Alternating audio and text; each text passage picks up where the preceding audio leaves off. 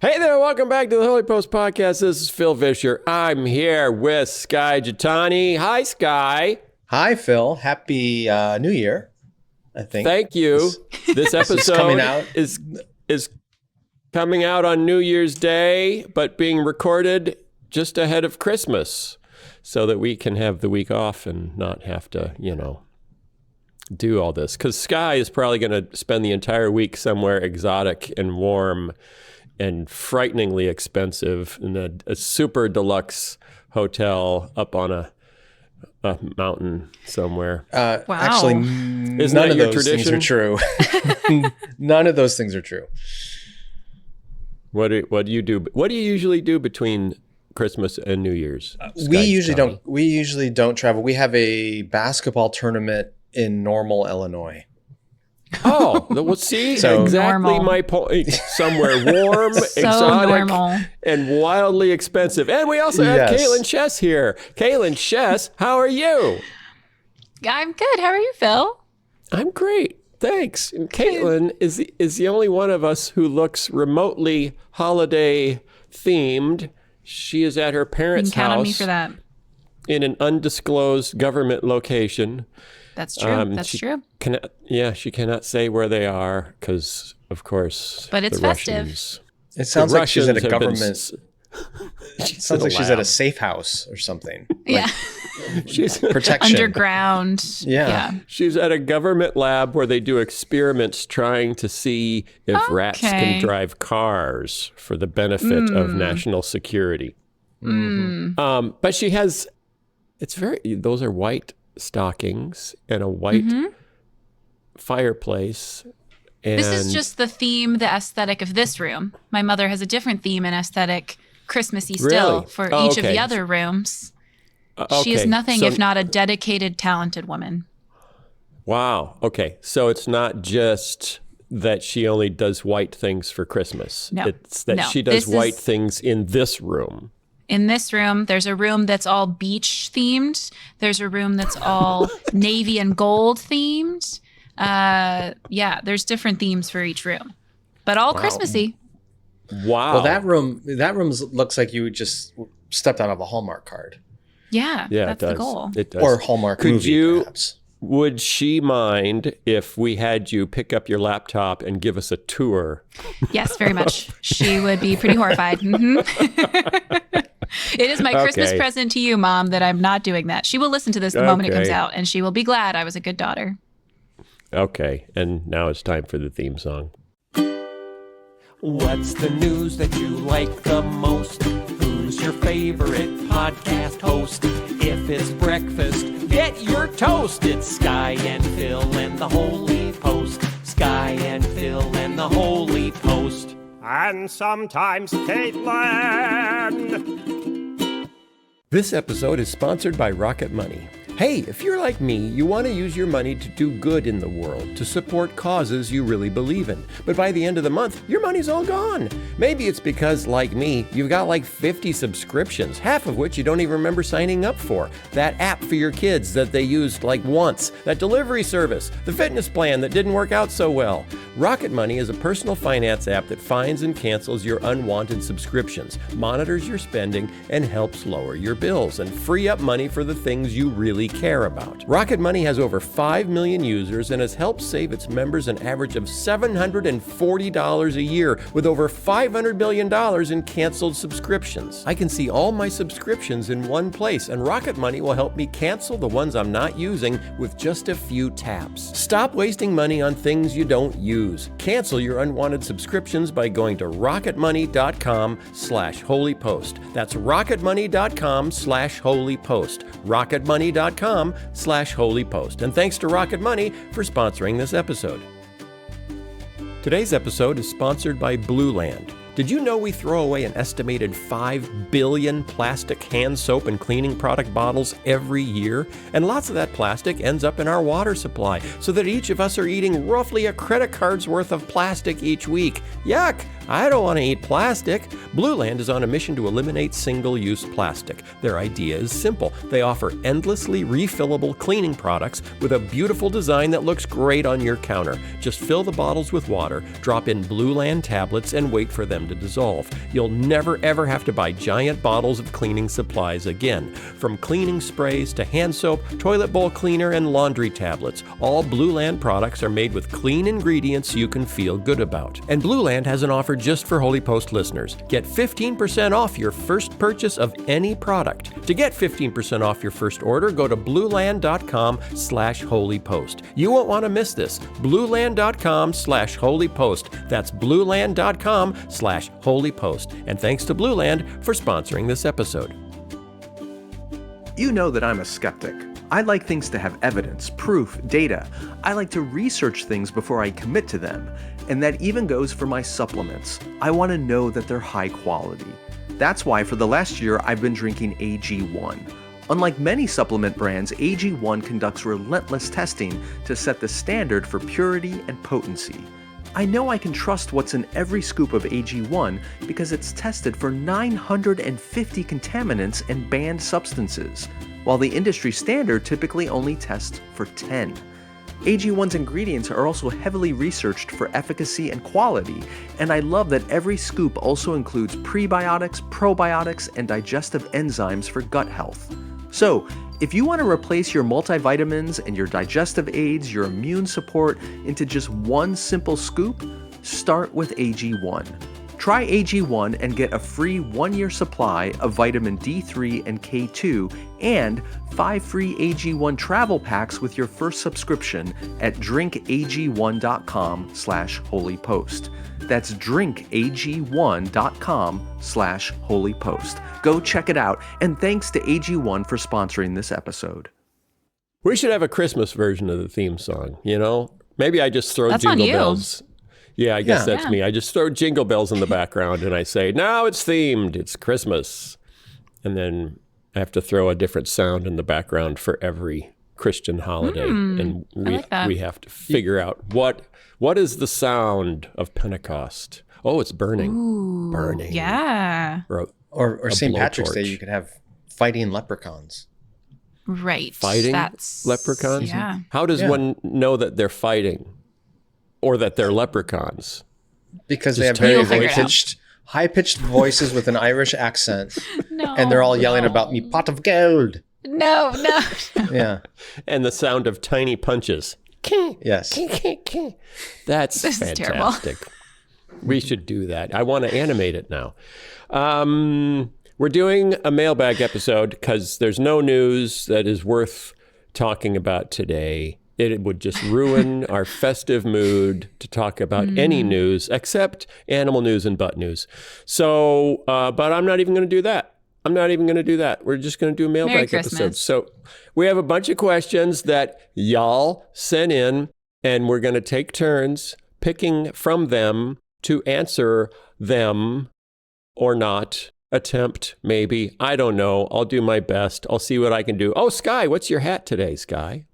Oh, this was given to me by a listener at our Long Beach event, and it's an FBI. She said she works for the FBI at the San Francisco office, as you can see on the back. San Francisco FBI. I frankly, this is one of the coolest hats I've been given. This is like a hat I would wear, Yeah. unless I'm at like some kind of MAGA rally, in which case they would probably kill me for having an FBI hat. But it's a very cool hat, and she said you can't get this anywhere. It's only like issued by the FBI for. Wait a minute. Yeah. So you could show up at someone's house, knock on the door, and say, FBI, I need to ask you some questions. And they look It at your comes with hat full and say, authority. Yeah. That's Oh, right. They dear. would just look at the hat and immediately submit to my requests. This is terrifying. Let's try that. Let's make a video where we take you from door to door in Wheaton and we attempt to get you in to interrogate people based solely on your hat.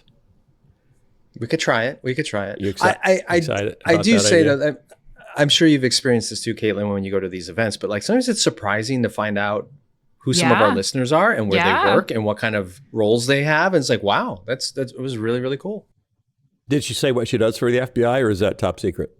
I'm sure it's top secret. Yeah. like Kaitlyn's family's entire life and existence. Yep. Top secret. Cannot be discussed. Top secret. All people need to know is that the Holy Post has influence at the highest levels of national and international banking and politics. That's us. Some of our listeners are, in fact, the people behind the curtain pulling the strings on world events. Yeah. And we're completely funded by Soros We send money. them, actually, we send them coded messages through Skye's hats to tell them what we want them to do.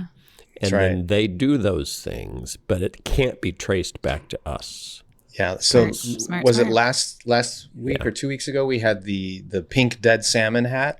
Yeah. Yeah. Big things happened because I wore that hat. Big things. Yeah. We can't say what they were. believe Syria. us. We can't say what they were, but they were because of. Yeah, that's what? I didn't say anything. I don't know what Kaitlyn heard. Yeah. Plausible deniability. Let's ask some questions, shall we? Kaitlyn. Yes. We do let's not ask put on some our questions. horrified face in the week between Christmas and New Year's. So okay, you're I'll try. gonna have to take that back. I'll rein it in. Thank you. That's good. I am nominating Kaitlyn Chess. Kaitlyn Margaret Chess. Was I close? Nope. But okay. Nope. Yeah, we still haven't found this out yet. Yeah. You can I like to keep guess trying. people's middle names. I will keep trying because eventually you'll have to admit when I've got it right. If you I'll keep tell you saying if you're no. Oh, okay. That's cool. That's cool. Kaitlyn, what was the first question that you would like to throw out for answerage? I want to ask Jody's question, who asked, if you could go back in time and take back something you said publicly, what would it be and why? Skye, So, gentlemen? I actually read that one and I thought, is that? Oh, yeah. Actually, I thought that one was also maybe worth asking. It's a good question. So, Well, Phil, then why don't you answer it? Because I don't have a quick answer to that one. yeah, I do have a quick answer because I thought of it when I read it as a possible question.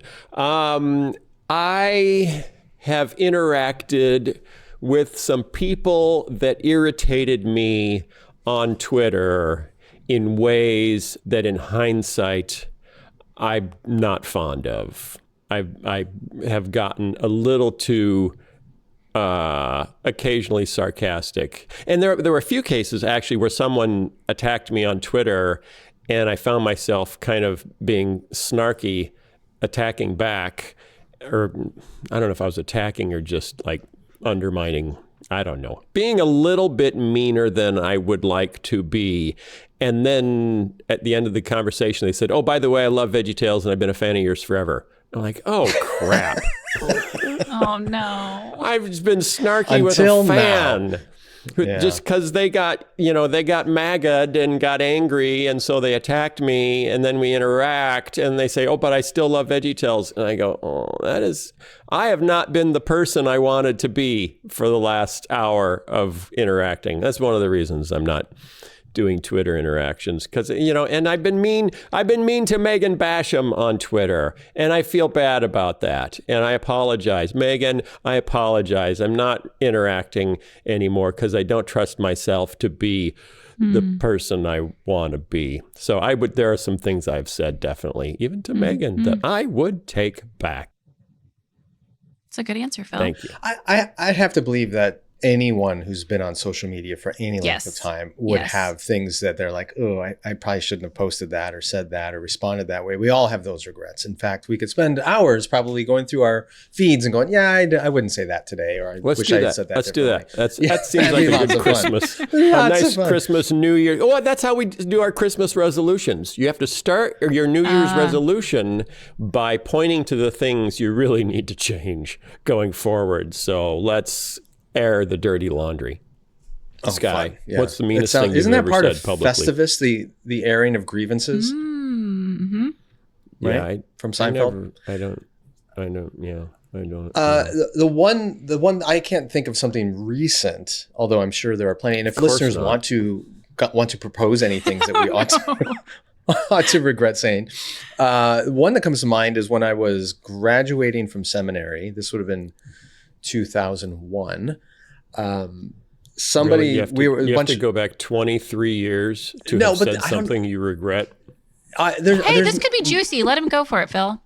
Okay. Give us the juice. You know, all of those of us graduating from seminary were looking for jobs and positions and different things like that. And someone said to me, a friend said, "You grew up near Wheaton. You must know lots of people in churches in Wheaton. Why don't you apply somewhere in Wheaton for a position?" And I said, I would not pastor a church in Wheaton unless God audibly called me. Oh. And I said it in jest, and I said it like. Did you say it publicly? Was it public? It wasn't. It was public in the sense that there was a group of people, but it wasn't like a private, intimate conversation or something. But I said it arrogantly, like looking down my nose at Wheaton, please, like it's so church or something. And of course, I ended up pastoring a church in Wheaton. And so, would you regret it if you did not have ended up pastoring a church in Wheaton? I don't know. It was categorically wrong, or just wrong because you ended up with egg on your face? I think it was a little bit humorous on God's part to make me eat my words and be like, "Don't be so categorical about your declarations." He is funny that way. Yeah. Just like Kaitlyn praying for snow while she was here in town, and God said no. And then the day she left, until the day I left. Right. But anyway, that's not a biggie. I know it's not like a deeply humiliating, stupid thing I've said. I have others, but that's the one that comes to mind. Okay.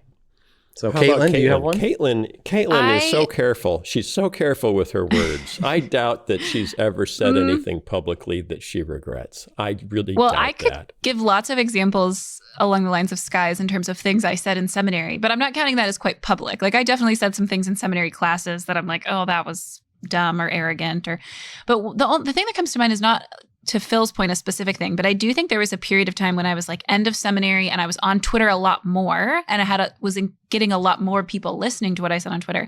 I had a bad habit of generalizing people's motives. So I remember like during COVID posting some things about the motives of people who were resisting masking, or the motives of churches that wanted to meet, or not just COVID things, other kinds of things, political differences, theological differences. I just think I was too quick to say, this is the reason you think this thing. And it's a bad reason, of course, like you're being selfish or you're worshiping an idol and if I could go back, I would want to say, that's a dynamic that can happen, but to say that's always what's happening, or when people have this opinion, it's because of this reason, I think is really unfair. And I do think it's a social media dynamic where part of what makes that harder is that you've got a set number of characters and you're trying to there's an incentive structure that says like, have a punchy line and people will love it. And every time I did that, tons of response on social media. And sometimes those come back to haunt me now, because all it takes is like one person taking a picture of that tweet, and then it shows up on a meme page on Facebook, and then it's an Instagram post, and then it's 3 years later and you're still seeing this thing that you said that I just wish I could nuance, even if some part of it I think is still true. The way I said it isn't true, which is why I enjoy talking about those topics on the podcast where we can give more context and nuance. But the incentive structure on social media does lead you to a place where for a while there, I just think I was more interested in having a punchy line people would think was smart and interesting, even if it really did not treat other people who I disagreed with totally fairly. And I regret that. I feel for you, right. Kaitlyn Shess. Kaitlyn Jennifer Shess. I feel for you. Nope. Oh, okay. Skye's turn. You need to keep a list filled so you can check off names that you've tried. Yeah, right. Narrow it down. Right. Right. Okay. My question is specifically for Kaitlyn. It comes from a listener named Jason. And he says, if Kaitlyn could replace News of the Butt, what would the segment be called? Oh, I wish I saw that question and I didn't think through it in advance. What would I replace it? Oh, actually, I have an answer to this. I totally think because here's the thing. It has to be just as like appealing Okay, all right. Because I was just gonna say, I fully agree with and understand Phil's desire for there to be a segment on the show that is silly and lighthearted and kind of, cuts through some of the seriousness. I am with you. And butt related. You understand. I would why like it to should not be butt related. related. But I will say, I wish it was not anywhere in that kind of general realm. So what I would say is, I've said before, I like animal news. I like Florida man news. I like weird, funny things. But what I would do if I just was queen of the world is make it things kids say news. Because there's funny things kids say or funny things kids do, which is why the only news of the butt story I've ever liked is the one where kids discovered something scientific. I forget what it had to do with butts, but it was about kids. Goose poop. And I think it was in goose poop. Funny They kid news. discovered, public school kids in Chicago discovered a compound in goose poop that may have anti-cancer properties. And whatever. And you, funny and kids you said, news. I would be. I remember. down I with. was so excited because Kaitlyn, Jacqueline Chess said, "Hey, I like this one." And that was that's true. That kids was news. I'm down for funny kids news. A gold star day for me. You kind of do that on your show, Kaitlyn, because you have recordings of kids asking. Those are questions. They're questions, I would but love they're a often segment that's just kids do the weird things. Kids say funny Kids say things. the darndest kids, things, I believe, is the old TV show. That's right. Yeah. Let's just adopt that. Yeah. I think we have the right vibe for that. People I can don't send think them it's in. that. I don't think it's original enough. I mean, it's adorable. It's cute. It's endearing. It's adorable. But it's not original. It feels a little Reader's Digest grand. Or Very if we're derivative. trying to go for a Holy Post take on it, it could be instead of kids, it could be, sometimes this happens on social media. There's whole accounts dedicated to pastors like flubbing their words or like tech failing in some funny way. Like if it was funny church fails. Yeah. Oh, I would funny like that. church fail. Yeah. Okay. Some of those videos are They're hilarious. they're hilarious and they're usually not appropriate. That's true, actually. Oh, Well, we that's could- true. we could- See, what are you trying to steer me into, Kaitlyn? You're trying to Exactly. get me in trouble. I More have standards. controversy. I have a reputation to keep up. Right, I can't just right. talk about anything. Okay, it's my turn. It is. My turn. Greg says, what's a movie or TV show you're most looking forward to in 2025? And I actually had an answer for this one. So I thought, I'm going to grab this one because I'm really looking forward to season 2 of Severance. That's what I that's want. what I was Season thinking. 1 was like 2 years ago, and it's taken Ben Stiller forever to make season 2, but that was such a compelling show. So interesting, like design-wise, pacing-wise, the characters were just so much fun. So I've been waiting for season 2 for 2 years, and it's coming out next year. Anyone else? All right. For anything? Oh yeah, I have a Yeah. TV show and a movie. The TV show is the final season. I think it's season 5 of Stranger Things. Oh, I'm really looking forward to that. I hope they don't. to where all the screw children it up. die. Probably. And then the movie by far, and the trailer just came out. In fact, David French and I just had a conversation earlier today about it, is the new Superman movie by James Gunn, which comes out in July. I'm a huge Superman fan. I don't think there's been a really good Superman movie since 1980 or 81, whenever that was. And so I love the trailer. I'm really excited about it. I'm very optimistic about Really? the reboot of this character. Haven't you? Because I feel like we've been burned so badly by just the continued attempts to, we got to keep the superhero money rolling in. We got to I keep the know. superhero money rolling in. How can you still bring hope to this particular area? Well, It's first like of all, it's like not- being really it's- excited about a new Star Wars movie. Oh, hey, they're No, making no, a no, new no, Star Wars no, movie. no, oh no, boy, no, oh boy. no, no, They've been no. crap for 20 years. Yes, I 100% agree with that, with a few exceptions. But the difference is, this is James Gunn, and it's DC. Yeah. It's not Marvel, which means it's not Disney, which means it's not. All of Disney's properties suck right now. Like whether it's Star Wars or Marvel or Indiana Jones or everything they're doing is basically garbage. And this is outside of that. It is still the superhero genre, but I'm going in optimistic that James Gunn is going to do something with this. And I've read a lot about it, and I've heard about his approach, and I think he's onto something. So, and it's the Okay. revival of a character that I think has not been accurately portrayed since 1980. So I think there's an opening there. Okay. Wow. Okay. All right. Moving along. Kaitlyn, movies and TV shows are the things that aren't books. So Right. are you looking forward? Are you aware of any that are coming next year? Right. So that's what I had to Google. What is happening? Because I don't know. Except for, I will say, I just saw Wicked and I did really love that. And so I'm excited for the second half of Wicked. I really loved it. And when I did my Googling, I learned that there's a new Knives Out movie that's coming out next year. And I loved both of those. So Okay. All right. I love the first Knives Out. I did not like the second Knives Out. I liked the second one less, but I did like it. I just like the vibe of them. That's the kind I like the vibe of Daniel Craig's character, but the Edward Norton. I found the Edward Norton character so irritating in 2, and just That's fair. look, I got the Mona Lisa. And, look at my glass house. We're gonna destroy it all. It's a good summary. I thought Whatever. the subtext of the first one was more interesting and intelligent than the second. Yeah, no, So- that's true. That's true. We'll see then about the third one. We'll see. Yeah. Okay. But yeah, for the most part, I don't know what's going on. But those are Okay. the examples I came up with. So we're back to Kaitlyn. Oh, right. We're still asking questions, Kaitlyn. I have to return. Yeah, I have to return to my list. Okay. This is from Kate. What do you think it looks like to love our enemies while also working for justice on behalf of the oppressed?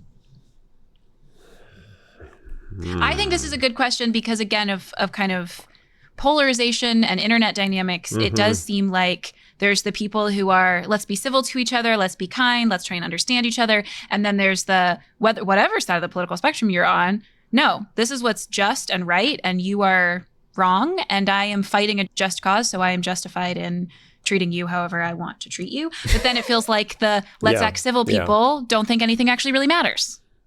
Yeah. So Mike Erie recently had Tim Gombis on the show to ask him the question, how far does Christian hospitality go? Do you have to accept someone into your community who you believe is working to harm people? For example, at what point do you actually reject people from the table? And he didn't get the answer, quite a satisfying answer. And Skye apparently texted him and said, is this the question you were really asking? According to Mike, I don't know if it was a text or an email, but it sent Mike off on a new direction 2 weeks ago of answering the question Skye reframed. All right, I didn't listen to the follow-up episode. Did he actually cite my text? Yes, he did. Oh. All right. Yes, I guess I should go back and listen to that. He started a new series about living in exile and what does that mean, and based on your question. Wow. Okay. He did not tell me that he was going to launch into that. So I got to go listen now. I'm behind. He said it the next week. So now you've revealed that you only listen sporadically and you jump in when. I listened to the Tim Gombis episode about the hospitality thing and immediately afterwards was texting with Mike about it. So but that's great to hear. I'll go listen to it now. Yeah. So it's similar. So Skye, give us the answer. When can I not be nice? Okay. Or not? I don't think that's hospitable? exactly the question that's being asked. Phil's looking for the exceptions he can exploit. Yeah. Right. I want loopholes. Like to maybe exploit, right? it was okay for me to say what I said to Megan Basham. Is that what you're saying? No. Totally okay. No. Because if someone's No. wrong, then they have no human worth whatsoever. Right. Clip that. Yeah. So put it on that one of the assumptions in the question that I think we need to back up and talk about is our understanding of justice. Yeah. And I think sometimes as modern American folks, we hear that word justice and we think about punishment, we think about retribution, we think about vengeance, we think about those kinds of legal punitive forms of justice. And I don't think that maps on exactly to what scripture means by justice. And having just completed a book about this that will be out in February, which is available for pre-order now on Amazon. What great timing for this question to come in right before your book launch, answering this question. Right. I think did you ask this question? Are you the one who sent in this question? No, I didn't, and it did not make my list of questions I wanted to ask people, but I think it's a good one. Okay. Scripturally speaking, biblically speaking, I think God's justice is much more restorative justice. It's concerned with how do you bring back the proper ordering to relationships and community so that all people flourish. Sometimes that means punishment, or asking the violators of norms or proper action to make retribution, restoring what was lost. You think about Zacchaeus saying that he was going to give back fourfold everything that he had stolen from people. But sometimes restorative justice requires mercy. It requires forgiveness. It requires the healing of a relationship. So when you say that somebody is an enemy, and where does justice go? The bigger question to ask is, okay, this person is opposed to me, or this person has hurt me, or this person is engaged in things that are harmful. What's necessary to bring things back into proper alignment and relationship? And sometimes that might be holding people to account for the wrongs they've done. And sometimes it might be showing forgiveness and mercy, or some combination of the two. But that takes a great deal of wisdom and prayer, and hopefully the leading of the Holy Spirit to know in any given circumstance what's the right combination of those things. But it's not a formula that it's one size fits all, and it's always retribution, or it's always forgiveness. It's a combo of these things, which is what makes it difficult. Does it ever involve being snarky on Twitter, or making a YouTube video with the headline "Phil destroys this person"? No. Probably not. No. Probably not. But I don't think it's always wrong to identify an error or a lie or a harmful thing and make people aware of it. Just as Paul in 1 Corinthians says to expel the immoral brother from the fellowship of the church because they were in they were doing such grievous harm, that he said to expel that person. Sometimes you have to take extreme measures, not out of anger, but out of the hope of restoration, right? So in all that, it's, again, not formulaic. It requires wisdom and nuance, and it's complicated. So Kaitlyn, do you have an answer to that you would give? Yeah, I think the only thing I would add, well, two things. One is sometimes we do think it's zero sum. So if the oppressed are getting justice, someone else is being harmed, instead of actually, even if it seems like harm, we would believe it is restorative. Like I think of, I've talked about before on the show, this really great short film on YouTube called The Ordinance, about a group of churches that worked to put restrictions on payday loan places in Texas, because payday loan places are extraordinarily exploitative of people who are in desperate financial situations. And there was a conversation in that show, or maybe it was the conversation I heard from some people who made the film afterwards, about the fact that some of the pastors involved in this had people in their churches that financially benefited in some way. Either they owned payday loan places or they had invested in payday loan places. And it seems like that's an example of like, okay, loving your enemy would be making sure that their business doesn't fail, but justice on behalf of the oppressed would mean making sure their business actually is heavily restricted so that it's not as profitable. But in reality, if we believe that God has a design for human lives and individuals that is different than our standards of a good, flourishing life, then we would say, actually, you no longer profiting from the exploitation of impoverished people is a good for you, even if it initially seems like harm to you. So that's one thing, is we have to, in God's economy, it is quite possible for justice for the oppressed to happen, and it initially to seem from our human perspective like harm to the oppressor, but it actually to be a mercy to them. But then the other part that I think helps with this balance is some of the people who might lean too far, and I in the past have leaned too far on this is justice on behalf of the oppressed. So I can speak harshly, I can ignore someone else's perspective, I am right and you are wrong. Ignores that we are all finite and fallen creatures who, even in our best efforts to seek justice for the oppressed, or any other goal we have, but particularly in this round, we somehow can think that we're fallen in our like personal lives, but once we're involved in like a protest for justice, we're just on the right side of history and we're doing everything right, instead of recognizing we're fallen and finite. And And that doesn't just mean I kind of have some humility in my own advocacy. It also means if I'm confronted with someone who deeply disagrees with me on what justice looks like or who the oppressed are, I might think they're deeply wrong. I might think they're worshiping an idol. I might think that they are grievously wrong. But at least part of my interaction with them has to be coming from a place of they could be right. I could be wrong and they could be right. And even if I am right on this issue and they're wrong on this issue, they still have things they could teach me. They're not irredeemable. There's not just this dividing line between oppressor and oppressed that everything kind of fits in. Like, no, there's goodness in this person too. They can see things that I can't see. And that's what keeps you from kind of just saying like, well, to seek justice, I just have to steamroll over you and you have no part in any of what we're doing. Amen. Okay. All right. Yeah.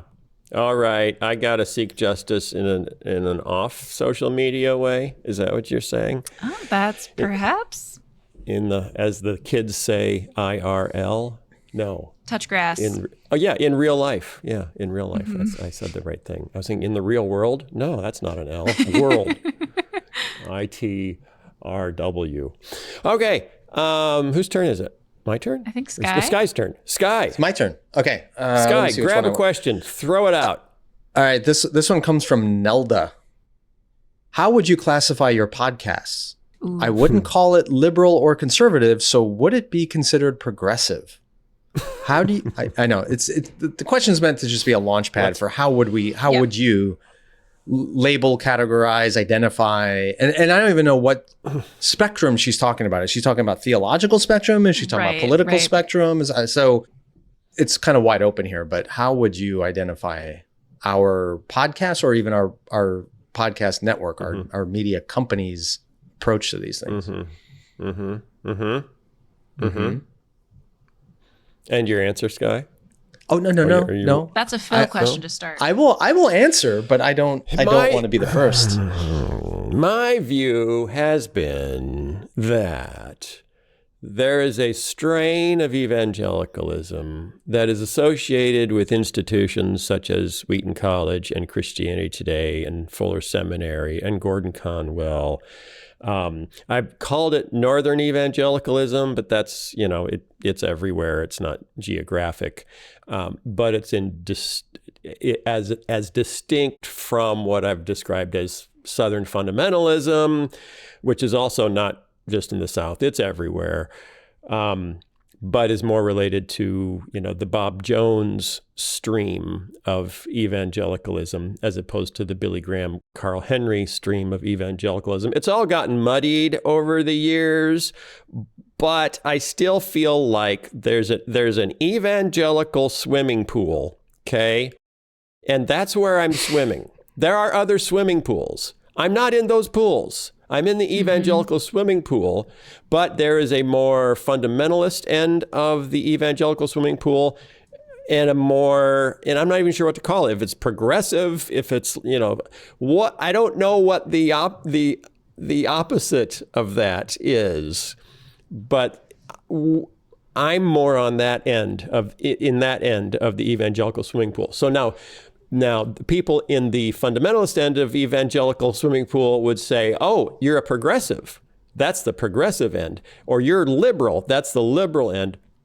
And I react negatively to that because there is progressive Christianity and liberal mm-hmm. Christianity, mm-hmm. and that's a different pool. I'm not in that pool. I don't dislike that pool. I'm not saying that pool is wrong and terrible and, heretical. But I'm still in the evangelical pool. I'm just not on that end of it. And that's my answer. So are we liberal? Are we progressive? Are we conservative? Are we orthodox? Yes. Depends on the topic. But your whole pool metaphor though is you're in the realm of theology there. Yes, that's a theological. Right. Yeah. You're not talking about a cultural spectrum or a political spectrum. You're talking theologically evangelical. I'm not talking about my views on nationalized healthcare. Right.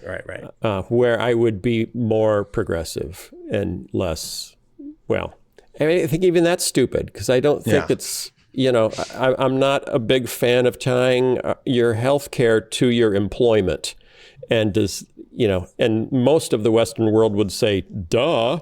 But here we say, oh, well, then you're a communist. So it's just it's a lot of crazy nonsense. Okay, Skye, you take a stab at it. I like what you said. I affirm your take on all that. Do you affirm my swimming pool? I affirm your swimming pool, and I will not pee in it. Gosh. So nice. Yeah. On the broader dynamics of like culture, politics, stuff like that, I'll speak for myself and what I bring to what we do.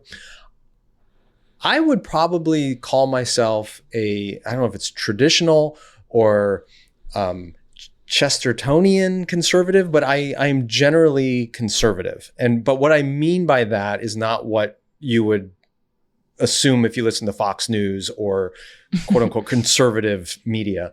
What I mean by that is Chesterton's fence is a well-known metaphor for this, where he talks about if people are building a road and they find a fence going across the land where they're going to build it. The hyper progressive person will say, this fence is in our way. We need to get rid of it so that we can progress on the construction of our road. And Chesterton said, no, the conservative would say, well, wait a minute, maybe we should stop and ask, why was this fence put here in the first place? Maybe there's a good reason it's here, and we should investigate that before we make the decision to remove it. And in that sense, because I'm a student of history, and I believe that an awful lot of what we benefit from after 10,000 years of human civilization has been given to us and granted to us by the wisdom of previous generations, that we should be hesitant to just rip down things that have come before in the name of quote unquote progress. It doesn't mean it's always wrong. Sometimes old things are bad or unjust or wrong, and they do need to change. But my temperament is such that I don't believe new things are always good and right, and we ought to pause. And in that sense, whether it's theologically, culturally, politically, I tend to be on the Chesterton's fence kind of conservatism. Story that comes to my mind, which is a little bit different, is I forget what year it was, but at some point in the mid 20th century, the Chinese government decided that they were going to embark on this crusade to eradicate sparrows, the birds, from the country, because they were eating so much grain, and the population of the country was growing so rapidly that they thought, if we get rid of these sparrows, we're going to have a lot more grain to feed our people. So they eradicated sparrows. They just crushed their eggs, they trapped them, they killed them, whatever. But then they realized after doing this that sparrows don't only eat grain, they also eat other insects that eat grain. And as a result, the number of locusts exploded in the country, and they actually lost more grain to locust swarms than they had to sparrows. And it contributed to one of the worst famines of the 20th century, in which millions and millions and millions of Chinese were harmed or died. And they actually ended up importing sparrows from the Soviet Union to replenish the population. That's a case of like unintended consequences, because you think on your road to progress, we know the best thing, and they didn't slow down long enough to really investigate. Well, maybe the ecosystem has put sparrows here for a good reason, and we shouldn't just get rid of them. And similarly, I think the progressive side of things is too quick to assume that everything we've inherited is suspect or bad or tainted and should just be thrown away in the name of progress. And you do, on the flip side, you do see a lot of that today in, the notion of anything that came from the West is colonialism and oppressive. And so we need to, decolonize our theology and decolonize our libraries and decolonize everything. Yeah. Which there's balance to be found, but the balance isn't. All of those people that we've been reading are wrong, and all the people we haven't been reading are right. Yeah. And the irony is that impulse isn't just on the political left. You're seeing it on the extreme right, because there's Christian nationalists out there going, this whole freedom of religion thing that was embedded in the First Amendment, that's bad. We should get rid of that because it doesn't allow us to have the dominant Christian nation that we think we should have. And it's like, well, time out. Maybe it's there for a really good reason, and you shouldn't be so quick to throw it away. So it's on the right also. It's not just the left. And that's why I wouldn't just call myself a conservative, because I think conservatism in America is incredibly toxic and broken right now. But that classic understanding of conservatism that Chesterton talks about with his fence, I resonate strongly with that in most areas of my life. Yeah. Kaitlyn, straighten us out. Do you like my swimming pool or Skye's fence more? I'm going to plead the fifth on that one, but I would say the Holy Post largely is made up of both people who listen and then I think the three of us and kind of our mentality and our wider team is like people who want to preserve the best parts of evangelicalism while remaining critical of the things that are not helpful, the things that are wrong, the things that are harmful. And I think it's mostly made up of people who want to be able to find a middle ground between just kind of uncritical cheerleading of the church, of evangelicalism, of modern American conservative Christianity, whatever you want to call it, but also not swing so far to the other end that we're kind of discarding either traditional Orthodox Christian faith or even the good parts of the evangelical churches we grew up in. I was just on an RNS podcast last week where they said, like, is there anything good we learned from our evangelical background? And I was like, yes, so many good things. So I think the question of like, are we conservative? Are we liberal? Are we progressive? I don't think I have a good answer to that, in part because I think what actually kind of unites our voices and makes the podcast something a lot of people want to listen to is partially because we're not trying to stake out like a camp for people to find a new home in, but just to say like, I think the three of us want to always be correcting too, of like, there's certainly things that we inherited from our evangelical backgrounds that we currently think are part of Orthodox standard Christianity that maybe at some point we'll realize, no, actually that was a very specific expression of Christianity and maybe part of it isn't right and we should get rid of it. Or things that we're currently critical of when it comes to evangelicalism, then in 10 or 15 years we might go, actually, I think our parents and grandparents and, the people, the Sunday school teachers in our churches, like they were actually right about that. And I want to go back. So I think part of what makes the Holy Post distinct is commitment to Orthodox Christian faith while not falling into either the cheerleading or the perpetual critic mode of engaging with it. Yeah. There you go. Who asked the question? Nelda. Nelda, Nelda. There you go. How was that, Nelda? How did we do? And did you prefer my pool metaphor or Chesterton's fence metaphor? I have heard Chesterton's fence brought up in a lot of conservatives, but moderate conservative circles. Right. Not, we have to get rid of democracy if it's in the way of conservatism circles. Right. I think it's a regulation that don't pools have to have fences around them, Phil? What a good team y'all are. Yeah. Depends on where you live, but yes, in most American communities, your pool must be fenced. That's right. I think it's interesting. I think what struck me the most about your answer, Skye, was that China decided they needed to replace their sparrows with communist sparrows, not with Western sparrows that would not freedom sparrows. Not capitalist sparrows. No, they needed communist sparrows to China maintain shared some of its border with the Soviet Union, so I think it was a little bit easier to import maybe sparrows that's the answer, but I don't know. I think it's more ideological. Let's start a new conspiracy theory. Mm-hmm. Yeah. All right, it's your turn, Phil. Hey, it's my turn. Alex said, Phil, as Skye is receiving hats and Kaitlyn is now receiving shirts, what should the Holy Post community send you? To continue the apparel theme, I would like to propose crazy socks. Thoughts? Well, Alex, that's an interesting idea. I am a fan of crazy socks. So I wouldn't mind getting crazy socks, but I don't know that I would wear them because as much as I'm a fan of I'll see someone wearing really interesting socks and say, oh, that's fun. That's a bold choice. I don't like, and this is true my whole life, I don't like attracting attention in public. And I don't like walking across the middle school lunchroom, the feeling that people are looking at me. I always hated that. I wanted to kind of just blend into the background so I wouldn't attract attention. So I tend to avoid wearing like a shirt.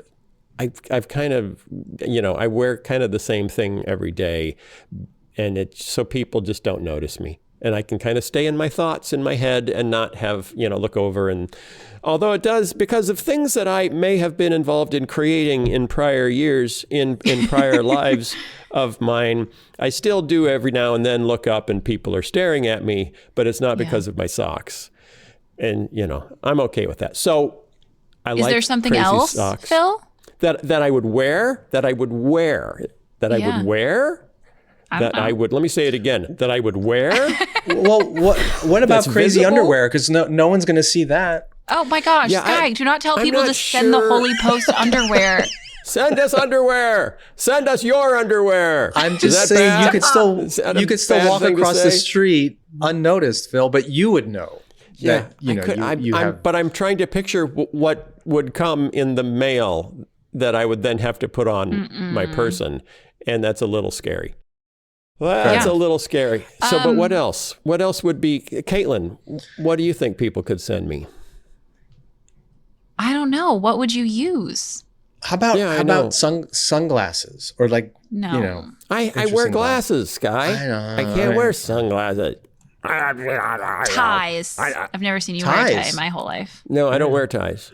Yeah, What I about know. okay, Phil? But like a lot of the hats that I've worn on the show, I don't wear them in public. I just wear them on the show. Yeah. Although this one I will. I know. wear Well, what am I in going to do? public. Put on a pair of socks for the show, hold my Right. feet up in the air so you can see them, No, and then take Yes. them off? See, that Yes. doesn't work. That Jewelry, doesn't work. Pocket protector. handkerchiefs. I'm kind of stumped on this one. I'm kind of stumped on this one. The crazy socks are fun, like designy ones with really Yeah. fun colors. And so, I mean, that wouldn't be bad. And I'd hold up the socks and show people the socks. They just wouldn't necessarily be on my feet. Because I have a thing about my feet. Lots of people What have a about- thing about We their don't feet. have I have to a thing talk about about my What that. about putting them on your Everything- hands like a sock puppet? Puppets. People can send you puppets. I have long toes. That's why. And I was always as a kid. We didn't. Oh, you I didn't to want. know I knew People someone who used to goes. call them foot fingers. Ew. Ooh. Oh, It's a whole story, but like long toes or foot fingers. yeah, See, Kaitlyn is very easy to gross out. I'm noticing this. It's, But when you think Yeah. about it, Come on, anatomically, that's not a bad description of what they are. I don't like it. Or what are these hand toes? Yeah, those are hand toes. Nah, See, No. and Kaitlyn doesn't like that either. Maybe we should move I on. don't. You can send me All right. socks if you want to. I'll hold them idea, up an and idea. say, look at these Well- great socks. I love these socks. Don't ask me to put them on my toes. I have to say, people have sent. There was a whole little pile of pink things the last time I was in the offices earlier this week. Really? So thank you to everyone that sent fun pink things, including a shirt that I don't have with me, but I will debut at some point because it was given for the purpose of me wearing. You'll have to warn me, Phil, the next time you're doing a News of the Butt because I have a perfect shirt for it now. Oh. It's a big okay. pink baboon butt. It is not. All That is right. not what it is. That would be perfect. Oh, just the back end of a pig. That would be both pink and butt related. Okay, Yeah, okay. Yeah, but cartoon, not like photographic. Caitlin, cartoon. Yeah. I'm still Wow. not into it. Okay, that's fine. Who's next? Are we I back? think We're it's back to Kaitlyn, isn't Caitlin. it? We're back. Kaitlyn. Should Oh, we each it's do me, one it's more me. question? Each do one more question, unless Yeah, she yeah. brings something that we talk about for 15 minutes. But Well, this is a okay. big one. I picked a big one. Okay. Jay said, with the potentially increased levels of political divisiveness and radical policies we could see over the next few years, how will the Holy Post balance and navigate discussing important issues while keeping true to its identity, mission, and vision versus starting to look like a political talk show? Mm-hmm. It's a good question. Yeah. We are not going to look like a political talk show. That Good. that Yep. as God is my witness, we will not look like a political talk show. It's not what I want to do. And I don't think it's that helpful. But Right. he's says Skye. asking but he's asking, like, there are no doubt going to be stories that come up that Right. intersect with politics. It will be a Yes. big part of our lives. Yeah. Right. This is Yes, it not will. going to be an uneventful 4 years, no doubt. So we haven't really talked about this directly. We've nibbled on this idea in some editorial meetings, but we haven't really landed Yeah. anywhere because we don't know what we're in for yet. Okay, Yeah. here's my perspective. Do you want my perspective? I do. Yes. Do you want perspective from someone who has lengthy digits? I have long fingers too. So my sister's music teacher said, "Wow, you should play the piano." 'cause I have long fingers. Is that okay, or is that gross too, Kaitlyn? Is it gross to have long fingers? No. Did you play the piano? No, I play guitar, which also I knew that. They're helpful for. Oh, that's right. Yeah, yeah. I didn't play the piano, but I don't like taking lessons. And I don't because I don't like. Anyway, that is completely irrelevant because we're talking about something else. Here's what I believe. And someone else said, what are your predictions for 2025? And this is kind of related because we're looking forward. We're looking forward. I believe we are entering a phase where it is becoming more popular and acceptable to be inconsiderate of others, of other countries, of other groups of people. The whole America First movement, when it first happened in the 1920s, was very bad for groups of people that weren't considered, true Americans.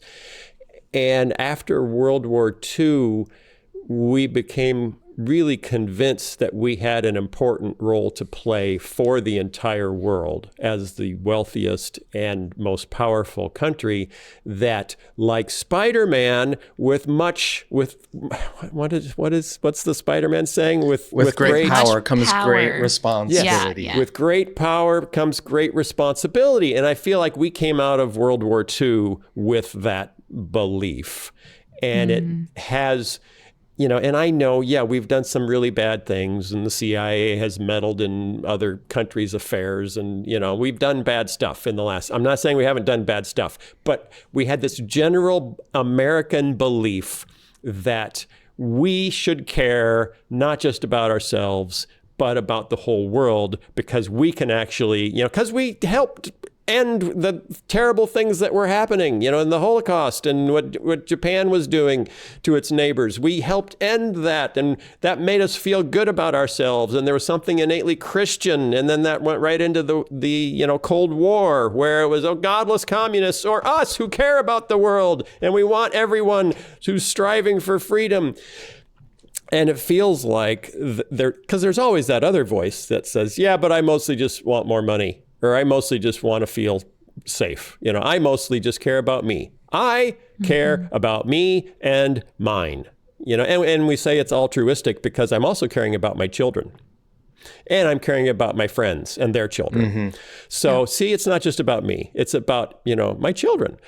And it feels like we're really pulling in the direction of, you take care of yours, I'll take care of mine as a nation. And that, I think, because it is, and I don't know why so few people on the right are noticing this, because it is profoundly un-Christian, I think there's a role for the church in the next 4 years, not to just complain and go, I can't believe white evangelicals voted for this, but, hey, the way of the gospel probably doesn't go there. Like if you all want to walk down that path, we can't follow you because we're going to stay on this path. And so I think it's more and more illuminating the gap between a gospel-centric view of the world and an America First centric view of the world. I think we'll be doing a lot of that in the next 4 years. And then also helping people. Here's how you can support world relief. Here's how you can support asylum seekers. Here's how you can support the poor, or people who are losing their health care because we've decided that the government shouldn't help people that aren't working as hard as we think they should work. So there will be lots of ramifications of deciding that we should really only care about ourselves. And we need to be a part of, at the very least, pointing it out and saying, that's not gospel. That's my view of the next 4 years. I don't want to just complain about Trump, though. That's right. I don't think that's as relevant. Yeah. Skye, you want to go next? Skye? I think part of this is there's going to be plenty of other podcasts out there that are political podcasts that will give you the horse race day by day, who's winning, who's losing, and who's freaking out about some Trump thing or who's backing him. That's not our calling. That's not our job. However, I do think We need, first of all, and Kaitlyn, this is your territory, expand what we mean by politics. Politics is not just partisanship. It's not just R's versus D's or red versus blue.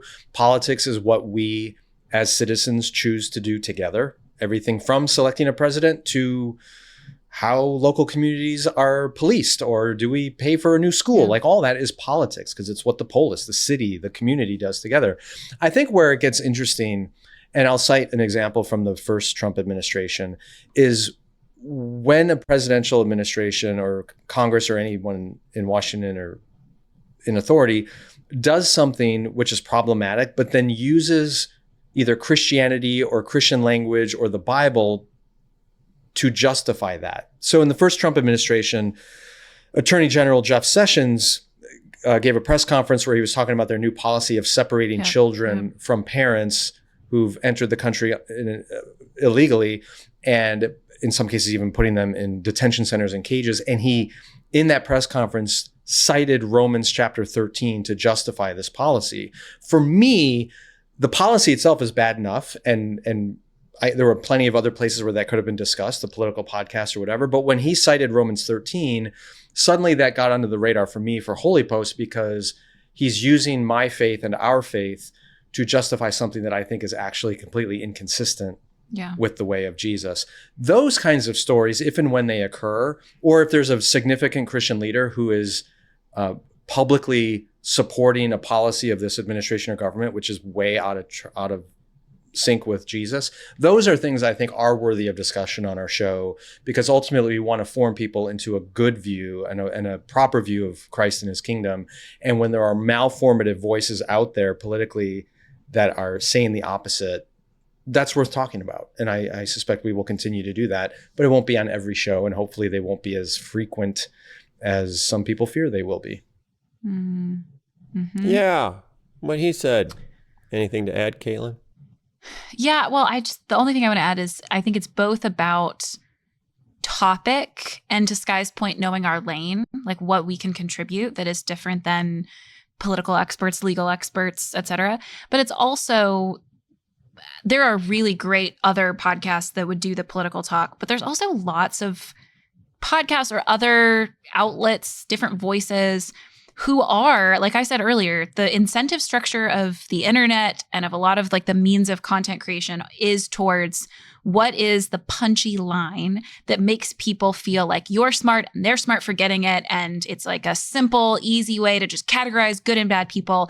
And I think what we can do, in part because a podcast does give us time to have conversation and hash things out, and in part because of our commitments, our Christian commitments to how we think about other people, how we treat other people, we can have a different approach to those things. So when we do talk about the political divisiveness, when we talk about particular policy issues, when we do talk about statements politicians make, etc., there will be lots of times where it'll be relevant, either because, like Skye said, Christian faith is being evoked for the sake of this, invoked for the sake of this, or because it's just really relevant. Something huge is happening and we want to have a Christian perspective on it.